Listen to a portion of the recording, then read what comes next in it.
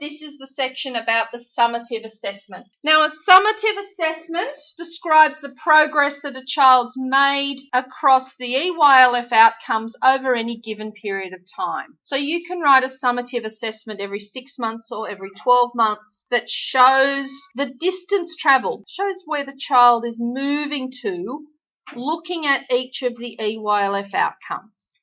We add in the developmental areas as well, because you've got to remember that a child doesn't achieve an EYLF outcome. You don't reach outcome 4.1 and never have to worry about it again. Whereas in development, once a child's achieved a skill, once they've achieved the skill of standing, they move to the skill of walking. Once they've achieved the skill of walking, they move to the skill of running. So the EYLF and development are different like that. We don't achieve EYLF outcomes, but we do demonstrate them, or a child reflects them.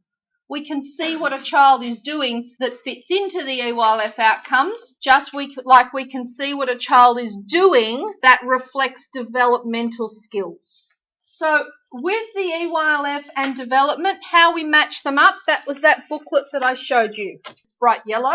It goes through all of the different areas of development and shows you what the skills are that the children will be doing and what EYLF outcomes they link to. It's not everything that you need to know, but it is a good start. To write a summative assessment, how do we do it? If you have a look, I've given you an example summative assessment. I wrote it based on Olivia, which was anecdote 1.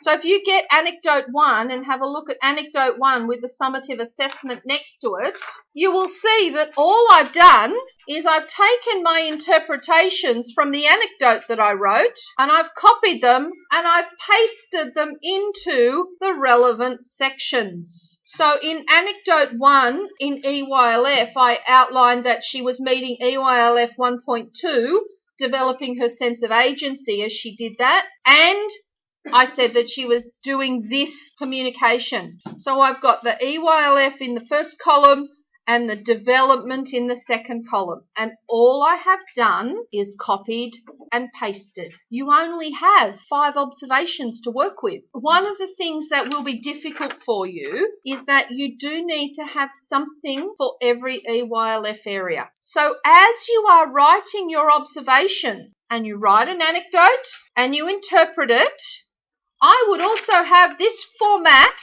on the go, and I would copy as I've done it and paste it in, and then you'll see that I've referenced to the observation. That's the only bit in your summative assessment you need to add in, is the reference to which observation it is. If you get the same thing in more than one observation, so let's say we have 1.2 appearing in anecdote 1 and we also saw it in our jottings, you don't need to copy and paste it twice, you just reference it twice. So I would say Olivia is developing her sense of agency as she can act on the toy to make it disappear and appear, anecdote 1, and as she does this and this, in brackets, jottings. So I just add to the outcomes, and if I see the same developmental skills, if I see where have I put cause and effect. So over in outcome 4, if I had more observations on Olivia and I'd seen trial and error or cause and effect in other observations, I would add in there, cause and effect is also seen in jotting 3 where she does this, or learning story 4 when she does this. So I reference to different observations in the skills that I've seen. This format, by the way, is not set in stone. You don't have to use this format if you don't want to. You can use a different format. But you need to have the EYLF outcome and the development for each thing. You need to have examples of how the child's meeting the EYLF and examples of what development that relates to. I suggest you don't use Certificate 3 observation format because they are set to be an easier level than what is expected in Diploma Stage 2. So the formats that I've given you, and on the Moodle there's a formats booklet. They're all in Word, so you should be able to just download them and use them as a format. The other thing to have a look at, the NQS PLP, the hub that is available that has lots and lots of resources on the national quality standards, and they have the newsletters 9, 10, 31, 39 and 40 all relate to observing children, documenting learning, summative assessments and things like that. They are useful documents to read. I will put the link to that up online as well. So that ends the whole of the first task. So task 1 in off the job, but it's also repeated in task 3 on the job. If you look at your assessment document, you'll see you do the same thing. Observations, interpretation, summative assessment as an on-the-job task with a child probably in the age group that you're working. But you don't do that until you've had your off-the-job tasks submitted and given and marked. The second task in off-the-job is planning. From the observations that you've taken, you have to plan and implement 4 experiences. I need you to use the TAFE planning format, which I did give you a copy of, because we have to meet the training package requirements for what you're showing you're able to do. You'll do 4 experiences. You must implement them. Grab a couple of photos to prove that you implemented them and evaluate them. One of them has to extend across a couple of days. So my suggestion to you is you make that the dramatic play one, because they're the easiest to extend over a couple of days, or construction if you're doing blocks. You must cover these 4 areas. So you must do a dramatic play, a construction, a visual arts and a music and movement. And you have to show how you're developing skills in those specific areas. So if you're looking at visual arts, you have to show how you're helping children develop some of the aspects of visual arts. If you go back to that Elements of Art handout, you'll see the second page has got wording for creating values for creative experiences. So this is showing you how you would word development and what. So self-expression is a skill development. As they participate in free drawing is how it's going to happen. That's a value, an outcome for a creative experience. For each of those, dramatic, construction, visual arts, music and movement, there has to be specific outcomes for the children developing skills in those areas. So where do the plans come from in the first place? When you write observations, you write future provisions, future planning ideas, whatever you want to call it. If you go back through those sample obs, you will see at the bottom of every observation is a planning idea. That's where your plans come from. You've got 5 observations, so you should have 5 planning ideas, thinking about the fact that you have to cover dramatic play, construction, visual arts and music and movement. So think about that when you're writing your provisions in the first place. So we're going to go through the planning format. This is what the top half of the planning format looks like. If you just look at the very first top bit. So the name would be your name, not mine. The date would be the date you're doing the experience, the name of the learning experience. So I'm doing water play. I'm filling and emptying. The child, I'm writing this for Olivia, who was 11 months. She's the one that anecdote is based on. My rationale is reason. Why am I doing this? Olivia was observed enjoying the cause and effect of a pop-up toy in anecdote 1. This plan will further develop her cognitive skills. Why am I doing it? Because I saw this. The next section, the first column, looks like this. Developmental values of the learning space or experience. So here are my developmental experience, my things. Olivia will further develop her cognitive skills of cause and effect and trial and error as she fills and empties the different containers with water. Cause and effect, trial and error, specific skills. Olivia will further develop her eye-hand coordination as she pours water, and her expressive language skills by copying words such as full, empty, all gone, and too much. I've focused on 3 different areas of development in my values there. Do you see how specific they are? Do you see how it's really easy when you read those to know exactly what we are trying to encourage Olivia to do? Then I put in my EYLF. So in this one, I've picked up 4.2. And I'm saying that, again, I've pulled out the bits that relate. I haven't put the whole of 4.2 in. I said she's going to develop skills and processes such as problem solving, inquiry, experimentation, and investigation. I pulled out the ones that relate. So that's the outcomes. That's the values.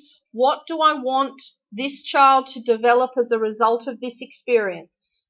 The next one is the role of the facilitator. That's you. This is what you will do. And you, because I'm not there seeing it all the time, your tutor's not seeing you, you have to show specifically that you understand how we're interacting with children, because this helps you achieve the values or the outcomes that you've set in the first place. So I'm going to invite Olivia to come to water play. I might demonstrate. I might be sitting there just pouring water from one jug to another. I'm going to use the language saying, oh, my cup's full. Uh-oh, I've got too much. My cup's empty. Why am I using that language? What did I have as my outcome for Olivia? That she would copy that language. So I have to use that language to allow her to copy it, don't I? I have to show that I understand that link. You have to refer to at least one EYLF practice. I'm demonstrating responsiveness to children. That's an EYLF practice. By responding to Olivia's cues in the play. Take the lead from her responses. What that's saying is if Olivia really couldn't care less about filling and pouring containers, but really wants to splash the water, I will be responsive and I will follow her cue with that. I will not sit there going, Olivia, pour the water. Oh, Olivia, it's full. If Olivia just wants to splash, I will let her splash and I will probably splash with her. And then I will evaluate that Olivia was not interested in pouring and filling. However, she had a wonderful time splashing the water. And I will follow up that with another sensory experience. Because quite frankly, it doesn't matter whether the child achieves the outcomes or not. It's one experience. They don't have to do exactly what you want them to do. It's about how you deal with that along the way. I say this to all my full-time classes. I'll say it to you. You will never fail an assessment task if you plan something and it doesn't go the way you plan it, if you follow the children's lead. You will fail if you plan something and the children go off on a tangent and you force them to come back to your plan. That's not being a good educator. If you plan something and they end up over here, just go with it. That's what your evaluation is for anyway. The materials and provisions and aesthetic setup. This is important. It's important for you to show that you understand how the setup is important. If you can, take a photo of the setup before the children come in and destroy it. So I've got a water trough. I've specified a low one. Why have I done that? Because she's only 10 months old. And I need to show that I'm thinking about the fact that she's only 10 months old. With about 5 centimetres of water. So I'm only putting a little bit of water in it. A variety of plastic jugs, containers, cups and bottles with different sized openings. Towel nearby. Plastic aprons, but I've said don't use unless really necessary because on a lovely warm sunny day like this, you wouldn't burden a child with putting on an apron. You'd put on a dry t-shirt instead. But I have highlighted that it's a high-risk activity. It's water play, and it's important that you highlight that. Is it high? Is it medium? You can float around, or is it low? The evaluations, I didn't evaluate this because I wasn't going to make it up. You evaluate the child, and when you're evaluating the child, go back to your developmental outcomes. Did Olivia further develop her cause and effect and trial and error skills as she did this? Olivia developed cause and effect as she did this and this and this. She developed trial and error because she did this. Did she develop her eye-hand coordination? Olivia's eye-hand coordination was further developed as she spent 20 minutes pouring water from one container to another backwards and forwards. Did she develop her expressive language skills? Olivia did not really engage in language much in this experience. She was too involved in watching the water move from one container to another. In the evaluation of the environment, you're evaluating you. How did your environment work? How did your setup work? How did you go? Did it work for you? Were there things you had to change on the run? Was there something that really bombed? Did the children go off on a tangent? It's okay. Just be honest with the evaluation. That's all that you need to do. And then again, what further could you follow up from this experience? That whole thing, observations, interpretations, summative assessment, plans. That's your off-the-job tasks. That gets handed in one lump to your tutor. It doesn't have to be printed out. It can all be done electronically. Send it as one document preferably, or at least observations in one document, plans in another. If you prefer to write it out, but make sure that when you submit it, it comes in all together with your name on it. Too often when people email documents in, they forget to put their name on the document at all, and then I'll print something out and then realize that I haven't put the person's name on it, and then I'll put it in my basket, and then when I come to mark it a week or two later, I don't know whose it is because I didn't put the name on it when I opened up the document and you didn't put your name on it in the first place. So then, once you've done that, you've submitted it to your tutor's marked it, given you feedback, your tutor might come back with, these obs are fine, you need to fix this one up. You'll need to fix bits of maybe one observation up and then send it back. Then the tutor will say, right, you are free to start work placement tasks when you're ready. Once you start the work placement component of it, you need to let your tutor know when you are engaging in the planning side of it, because that's when they need to come and visit you. If you're not working in a service, that's the time when we really need to get you into a service to do the planning. But if you have a look at the assessment document, page 3, if you see right at the top, it's got workplace tasks. You do it all again on a child of the other age. So you do 5 observations, you do a summative assessment, but you also need to do 10 additional assessments on observations on other children. Now the reason for that is there's a couple of reasons. One is that the training package actually specifies that you must observe 3 children or more. The other is that for planning purposes, you're going to be planning not only for this child, but you're going to be planning for a group of children. So whilst we have focus observations on one child, we need to have an idea of what the other children are interested in engaging in to be able to focus planning for more than one child in the group. So these other observations can be on any child in your room. I'm not worried about permission to observe if you just use the child's initials and their age. They can be one anecdote on a couple of children. You can do different sorts of observations. You can try doing the learning story, do one learning story on 3 children and interpret it 3 times. That's 3 observations. You can do a set of jottings, on different children, but you need 10. You do not need to do summative assessments on those 10 observations. Once you've got those observations, you'll use those for planning. You need to plan and implement 5 group times. Your group times can follow in the same planning format. You need to show me in your body, which goes into that part where the educator part, the second column, how you're going to gather the children and settle them, the introduction, the body, the conclusion, and the transition. It's important to have that detail in a group time plan. Your group times, you need to cover music and movement, and you need to cover language plans with props, telling a felt board story, using finger puppets, doing a music and movement experience with instruments and scarves. Be a bit creative with your group time ideas. You've got to do 2 music and movement.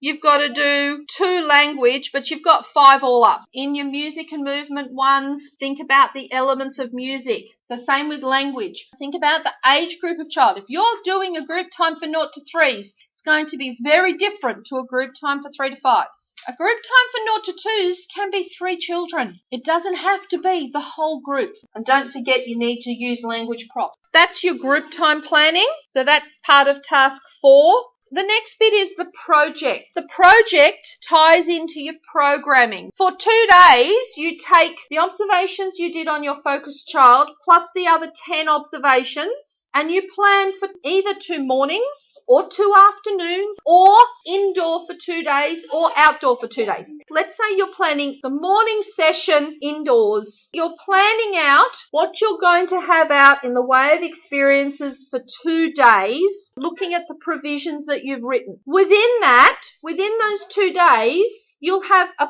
project. If I set up a project, I'm setting up an area, a table, a corner, where over a period of a week or 2 weeks or a month or more, children are investigating a topic that they are interested in. So you might start with life cycles, and you might have some silkworms, and you've got the container of silkworms and mulberry leaves, and you have a poster of the life cycle, and you might have some magnifying glasses and some books, and you'll have paper that children can document the stage at which their silkworms are at. That project, as those silkworms change, develops, and you need to document it, which means you need to take photos and write up documentation about what the children are discovering, put it into a display book or something so the children can revisit that project.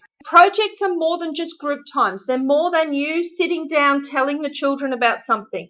They need to be based on the children discovering, finding out, investigating and exploring on their own. There will be a sample project format up on the Moodle for you. The Visual Arts display is task 5. It is a display of children's work with documentation of what the children were engaging in. It doesn't have to be amazingly fantastic. It is simply something that is eye-catching to encourage the parents to look at what you were doing. So these are some examples. I've put these up because they're different to just something on a wall. I want you to think that your documentation doesn't just have to be on a wall. So that's what we're talking about when we're talking about the visual arts display. So that's task 5, and the last one is task 6, is the journals. There is a journal format in the formats booklet. You are recording incidents where you meet each of those 6 criteria at any stage. You can do those 6 journals right now. They don't rely on you doing anything else. Specific examples of how. So the first one says use routine to support creativity. Now remember, we're thinking general creativity, not visual art. How can we be creative in a routine time? Who transitions children from group time to the bathroom? How do we make that more creative? So there's using routines to support creativity. There's using open-ended or natural or found objects to support creativity. That's an easy one. Developing creativity by responding to children's interests as they arise. So that's a spontaneous thing. Children look outside and it's just been raining and they go, oh, look at that amazing rainbow. And you go, yeah, you'll have to try and paint it. Get some paints, put them down, give them paper, and give them the opportunity to paint a rainbow. That is responding to creativity through children's interests. Collaborating with families and colleagues about documentation. How many of you will show your observations to other people in your room? How many of you show the observations that you take on the focus child to the child's parents and talk through what you've done? That's collaborating. Assisting children to see their mistakes as opportunities to learn and grow. How many times do children draw and say, oh, I ruined it, and screw it up and try to throw it away? Or spill something. Assist them to see that just because you do something wrong, it's not the end of the world. You don't have to screw up a piece of paper if you don't quite get the drawing right. How can you fix it? What can you do to make it different? And the last one is where you use technology to enhance development. That might be part of your project where you're allowing children to do some more research on an iPad on a particular topic. Now, critical reflection is the key here. When you critically reflect on something, you are saying whether or not you felt you did well, what you could improve. Next time, what would you like to try differently? No one here is the best educator in the world. Not me, not you. Everyone has room for improvement. That's what critical reflection is all about. That's what critical reflection is all about. Where do we improve?